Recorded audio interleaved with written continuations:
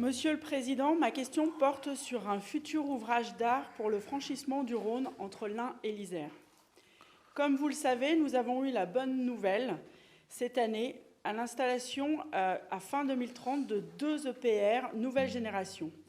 Ce sont de bonnes nouvelles pour l'Ain, mais ce développement du territoire s'inscrit déjà dans des flux routiers et de poids lourds déjà fortement embolisés. Nous croyons, Charles et moi-même, qu'aujourd'hui, il existe un consensus sur la nécessité de travailler sur le franchissement du Rhône entre l'Ain et l'Isère. Je sais que vous avez rencontré le président Barbier. Aussi, pouvez-vous partager avec l'Assemblée les éléments de cette réunion? Je vous remercie. Merci, Madame Vaudrey. Vous avez raison. Vous m'avez déjà alerté, vous et Monsieur de la Verpillière, comme vous êtes conseiller départemental sur ce canton-là, de l'énorme congestion qu'il existe, notamment sur le pont de Loyette, mais aussi sur le pont de Lagneux, merci, où passent chaque jour près de 14 000 véhicules. Et surtout qu'il n'y a qu'un seul pont qui est dimensionné pour les convois exceptionnels, les gros convois exceptionnels, c'est celui de Loyette, mais qui atterrit malheureusement en plein dans le cœur de Loyette et qui crée des problèmes depuis pas mal d'années. Et face à la bonne nouvelle d'installation des nouveaux EPR deuxième génération à venir, forcément, cela va renforcer le trafic existant. Et il nous faut agir. C'est la raison pour laquelle j'ai alerté mon collègue Jean-Pierre Barbier, président de l'Isère, il y a déjà avant l'été, pour lui en parler, essayer de lancer une étude d'opportunité. Qu'est-ce qu'il nous a dit, cette étude d'opportunité? Elle nous a dit que si on ne fait rien d'ici là, eh bien, le trafic va augmenter de toute façon entre 40 et 60%. Donc un trafic qui est déjà saturé aujourd'hui, s'il augmente de 40 ou de 60%, autant vous dire que là, ça va vraiment bloquer. Donc nous avons organisé cette réunion en Isère, à Crémieux exactement, et vous étiez invité ainsi que Charles de la Verpillière. Il y avait 3 maires de communes concernées dans l'Ain, il y avait à peu près une quarantaine de maires de l'autre côté de l'Isère, puisque c'est eux qui sont les plus inquiets et qui croient être les plus impactés. Et il nous fallait d'abord les rassurer et leur dire l'ambition que nous portions, l'Isère et l'Ain, à essayer de faire les choses correctement. Donc face à ces chiffres qui avaient montré que si on ne faisait rien, eh bien, ma foi, ça empirerait, nous avons démontré tour à tour, mon collègue et moi-même, qu'il fallait qu'aujourd'hui on prenne conscience de cela. On est dans les temps, parce qu'avant que se construise la centrale et surtout se finalise la centrale, on a encore du temps, parce que je rappelle que la fin de construction, elle est pour 2040. Mais je préfère anticiper parce qu'on sait très bien les délais d'instruction, on sait très bien qu'il y a les recours, on sait très bien qu'il y a le temps du chantier, etc. etc. Et donc, cela prend énormément de temps.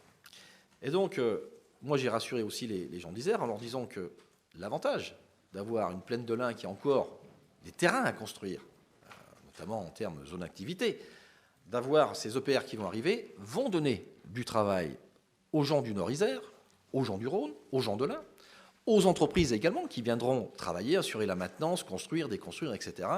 Donc c'est tout le monde qui était gagnant, c'est tout ce territoire qui était gagnant. Et donc il nous fallait réfléchir collectivement et travailler ensemble pour véritablement trouver le meilleur endroit pour faire un futur pont aux normes d'aujourd'hui, avec bien sûr un pont où on peut faire passer de gros convois exceptionnels, un pont où on ajoute aussi les modes doux, etc., entre Loyette et Lagneux, si possible. Nous n'avons pas choisi le tracé, parce que ça va faire d'objet d'études à venir. Ce seront les études de faisabilité. Mais en attendant, il nous fallait montrer l'intérêt, montrer les difficultés et surtout montrer la solidarité entre ces deux départements de trouver une solution. Je rappelle que cette première décision et étude a été cofinancée par les deux départements. Nous avons donc expliqué à tous les élus là-bas ce qu'il en était. Nous avons commandé une étude plus approfondie, une étude de faisabilité, pour trouver le meilleur tronçon qui pourrait être entre ces deux ponts.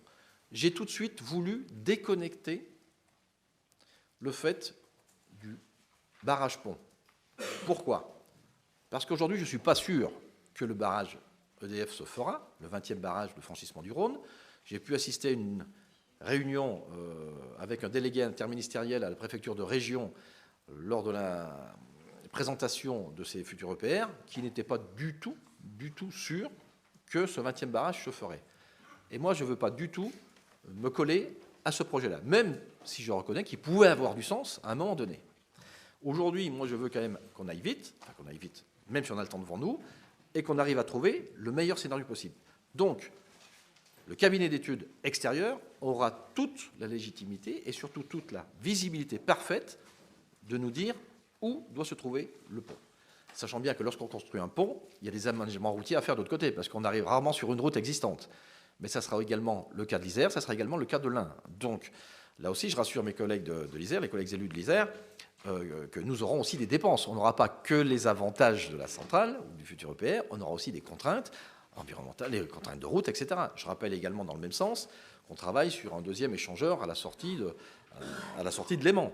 Hein, parce qu'aujourd'hui, déjà aussi, en venant de ce côté-là le matin, ça coince. Vous pensez bien que lorsque les EPR seront faits, ça coincera encore plus. Donc, vous voyez, on travaille de plusieurs côtés à la fois. Le franchissement du Rhône en est un, la sortie d'autoroute en est un autre, les aménagements à l'intérieur du département de l'Ain en sont d'autres également. Nous y travaillons avec la direction des routes, avec la direction des infrastructures. Nous avançons en toute transparence. Et j'ai déjà dit avec Jean-Pierre Barbier qu'une prochaine réunion aurait lieu avant l'été, lorsque nous aurons des éléments supplémentaires sur les études de faisabilité. Voilà ce que nous faisons actuellement. En tout cas, nous avons bien pris conscience de l'enjeu, et ce qui répond, je le pense, à l'un et l'autre, à vos attentes et aux attentes des Indinois qui habitent ce secteur.